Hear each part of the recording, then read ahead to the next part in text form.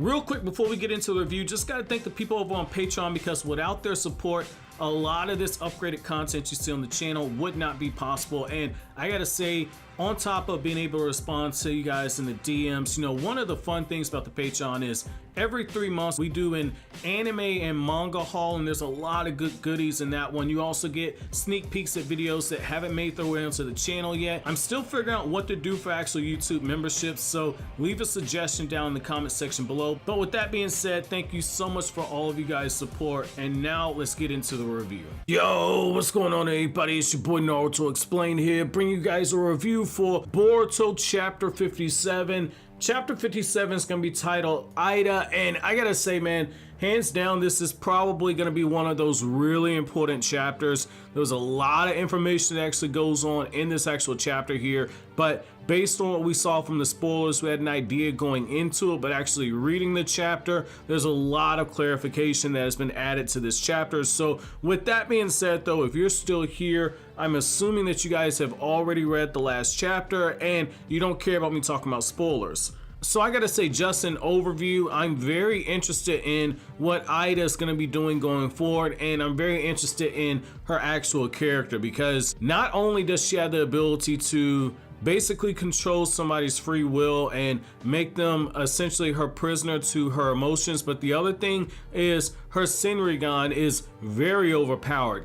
Basically, she has the ability to see everything that is going on in the present time as it's happening, as well as anything that's happened up until the time when she was actually born. So she can actually see past events up until that point. And it's one of those things where it's going to make Code somebody who is very hard to actually plan against. And the fact that the 5 Kage have gone so far as to actually put Code into their bingo book, that's something right there that is really fascinating right there, because number one, you get his age to be confirmed to be 18 years old, and then the other thing is the fact that Amado's made himself very invaluable to Konoha, because he's given them a lot of information, which that's super suspect right there. And even the 5 Kage call Naruto out on that. Amado has given them all of the locations of all of the access points to the inner dimensions that the Gaara organization keeps their hideouts in. The problem is that all of them have been destroyed, and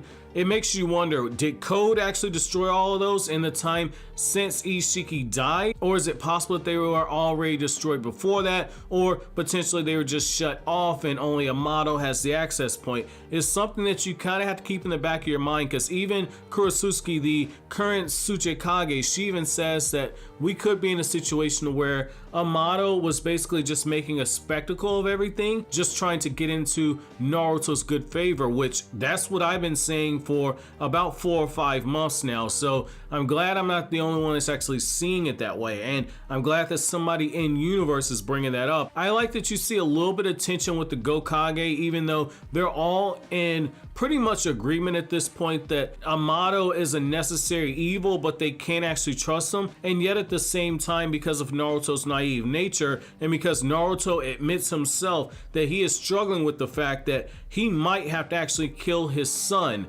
because his son is transforming, as Naruto put it, into an entirely different person, transforming into Isshiki Otsutsuki, that Naruto's in a situation where he doesn't know if he can actually do it. Sasuke's already made it clear that if the time came and he had to kill Boruto, Sasuke has reiterated that he will do everything it takes to kill Boruto. Naruto's saying that if the time came, he wouldn't be opposed to actually taking the Hokage position over being a father, but it's one of those things where he's actually struggling with it greatly. And Amado very conveniently brings up, like, I had a daughter once too, 12 years ago, and it's one of those things where I don't know if he's telling the truth, which it could be possible, like I've said in the past. When you look at the translations that the Japanese speakers in the fandom did for the Boruto manga after the Naruto versus Delta fight, Amado refers to Delta as his daughter. So it could be one of those things where Amado is actually telling the truth. And if that's the case, that makes a lot of the interactions you've seen in the anime with Amado and Delta hit a whole lot harder. However, the other trade-off is that we could be in a scenario to where Amado is taking advantage of Naruto's emotional state at this point in order to manipulate him. So that's something to kind of keep in mind. So another thing to also kind of wonder is whether or not Eida is Amado's daughter, because Amado does not fall under her control. And when you look at the specifics of how her abilities work, it won't work on somebody that is an Otsutsuki or has Otsutsuki DNA or somebody that is a direct blood relative, and Amado did not fall under her control. So I'm wondering if Amado might actually be her father as well. Very interesting, something to keep your eyes on. So now that we kind of got those key points out, I want to actually go back and walk through some of the events of the chapter. I like how the chapter opens up with Code and Eida and Bug all being in the same room, where you have Code and Bug and they're having a conversation, and Eida's in that pod. She hasn't actually been released yet, and I gotta give Ikimoto some credit on this. I like how, you know, you get the back and forth period where you have this moment where Code is saying like, look, you know, I knew Boro was up to something. I didn't fully trust him. I was always more so devoted to Isshiki Otsutsuki, and I always felt like Boro was up to something. And this is where some of the anime stuff actually ties in. If you'll recall, when they had that little sub arc in the vessel arc where they're trying to find out who the actual traitor was, and Amado was running all those tests, Boro refused to be in the same room. Now we understand why.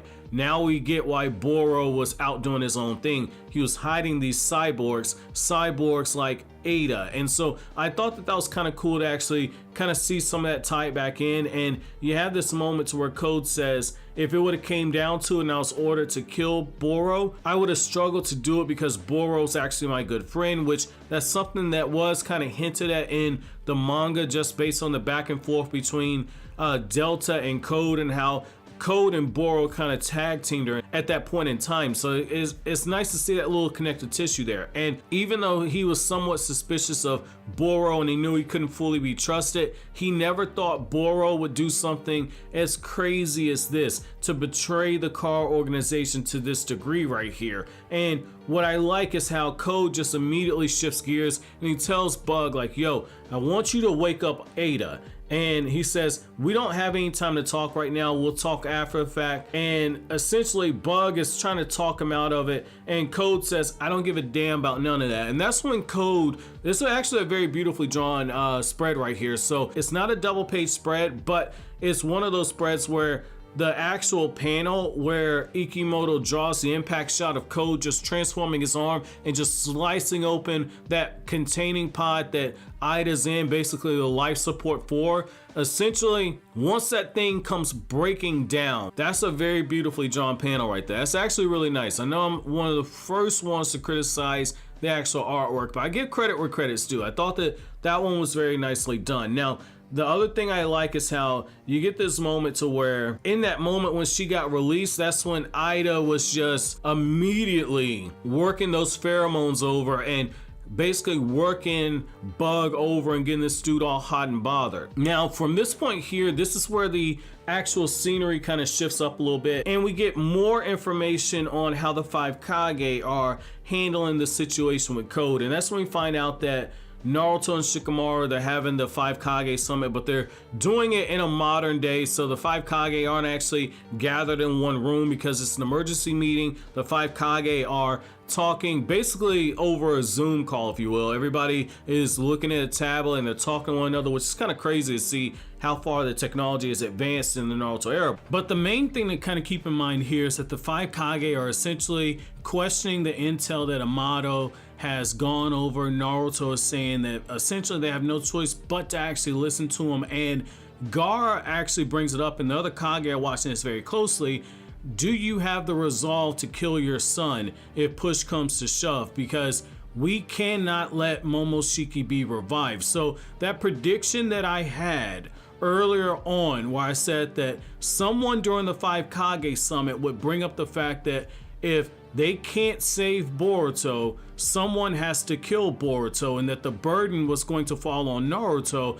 I got that part right. I just got who was going to suggest it wrong. It was actually Gaara. And when you think about it, it's actually something very interesting given the fact that Gaara as well as Naruto both have fathers who put the village security above their own safety as children when they were freshly born. So that's interesting right there that Gaara was the one that suggested it, but that's a huge moment right there, and that's something to where it's gonna be interesting to see how Naruto struggles with that going forward, because that's one thing the manga made very clear this chapter.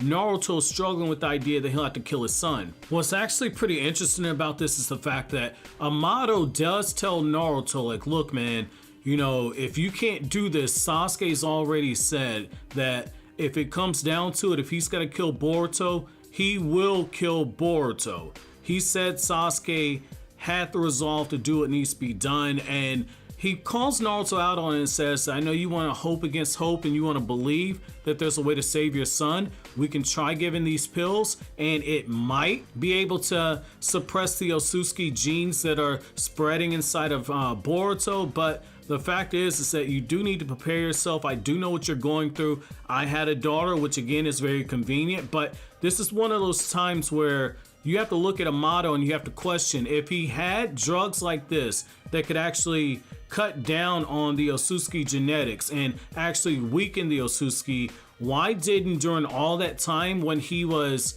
tending to Jigen's body, why didn't he actually slip some of that stuff into the actual medicine and the IV fluids that were going inside of Jigen's body? Just kind of food for thought at that point, unless it's going to be revealed that Isshiki has some type of mind reading ability, which that wasn't anything that was implied there. So again, it really feels as if Amado is just setting all the pieces on the chessboard for something else. From here on out, the rest of the chapter is basically the interactions with Code and with Eida. Now, this is probably gonna be my biggest unpopular opinion I've had for anything Boruto related, and probably since going back to the days when I was doing Naruto content on Kryptonian Saiyan. I think that Eida has the best design that Ikimoto's done since he's taken over as the illustrator of the Boruto manga. I think out of all the characters that he's done, I think that Eida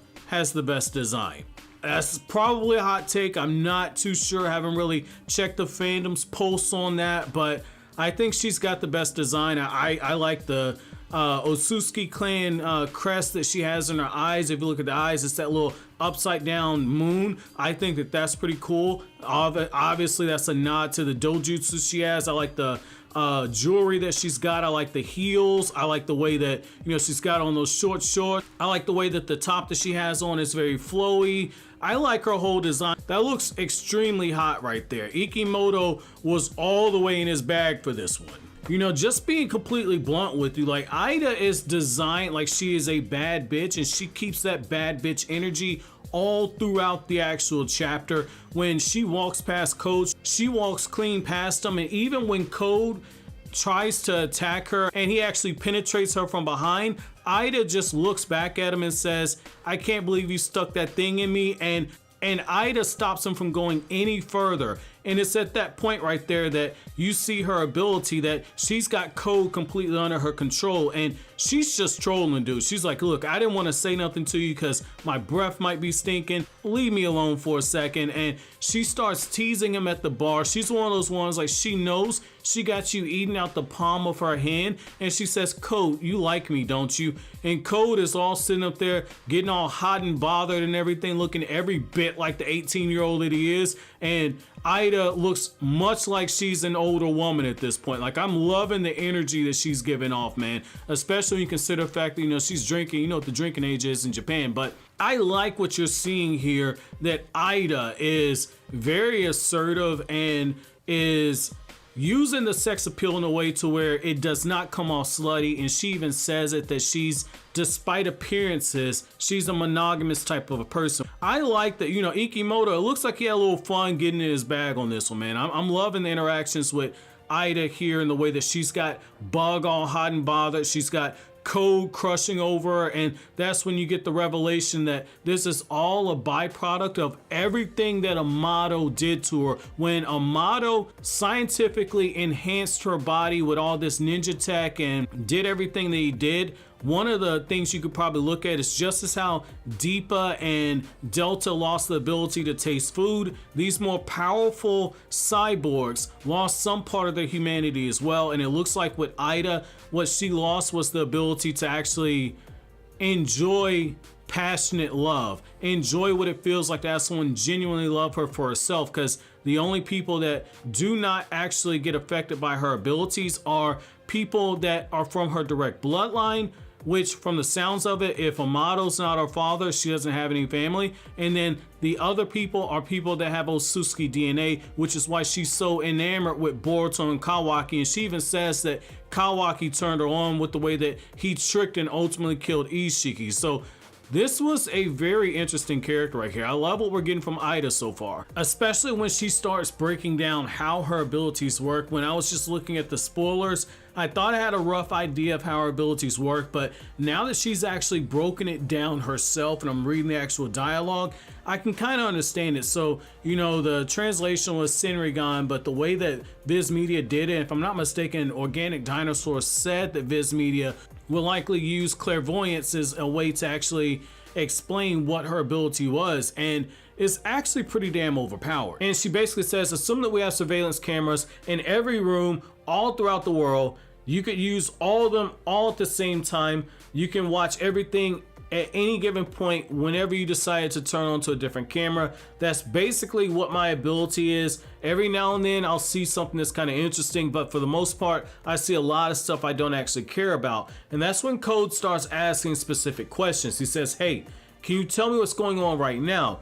And Eida says like, yeah, I thought it was funny when Isshiki died because it was so awkward. I wish I could show it to you. She's kind of rubbing it in the dude's face because Code was a follower of Isshiki, but she basically says that Isshiki was crying like a little bitch, which, just as a side note, that's exactly why you don't see the Thanos Shiki avatar anymore, because I said it when it happened. Yo, Isshiki went out like a little bitch, and Eida's saying the same thing. Eida is saying like, yo, Isshiki was whining like a little bitch, and I stopped listening halfway through it because I didn't have time to listen to none of that. And the way that she actually describes the way her abilities works is, she says it's very difficult for her to put it in words for other people to describe the sensation, but she says it feels like her own mental consciousness is projected into the exact moment or scene that she's looking at. And she says she can see into the past, but she can't look into incidents that happened before she was born.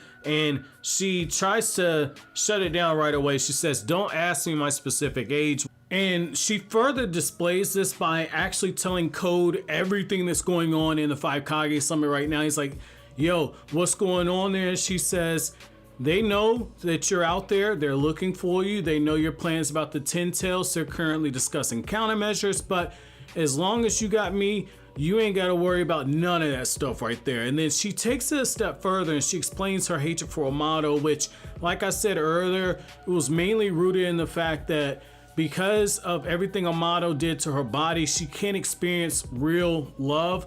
The love that she experiences is the manufactured love that people experience when they get in her presence. And it kind of opens up the door again for Boruto, more than likely, after interacting with her, to likely win Eida over to her side. That's one thing I'm going to go ahead and call right now. I do think that Eida, once she starts interacting with Boruto, Boruto's going to have that effect on her. We've seen this story before with Boruto as a character with Sumire. But what's fascinating about this is the fact that Code says, you're okay with me feeding one of them to the 10 tails, and she says she's completely fine with it, but keeping in line with the themes of what the Naruto franchise is, and Boruto is a continuation of Naruto, the themes are about redemption. So I do think that this is something right here. She doesn't come off as a evil character. She actually has some depth to it. I actually like what Ikimoto and Kishimoto have actually done with the character Eida. There's actually a little depth right here. She's actually a sympathetic character.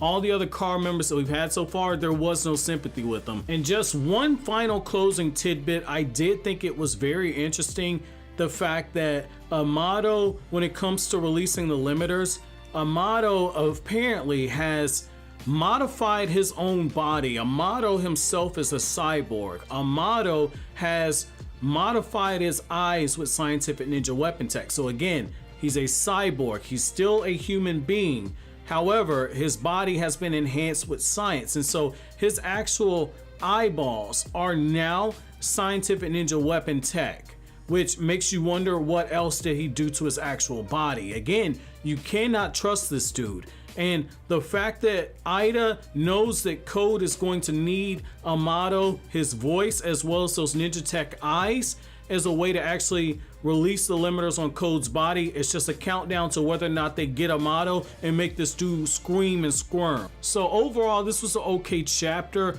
My chapter question for you guys is, on a scale from 1 to 10, how overpowered are Eida's abilities, and what do you think about Amado? Do you think Naruto and the 5 Kages should trust Amado? Let me know down in the comment section below. But as always, guys, if you like anything I had to say, don't forget to comment, rate, subscribe, and share. Thank you so much for watching until the end. Have an awesome day, guys.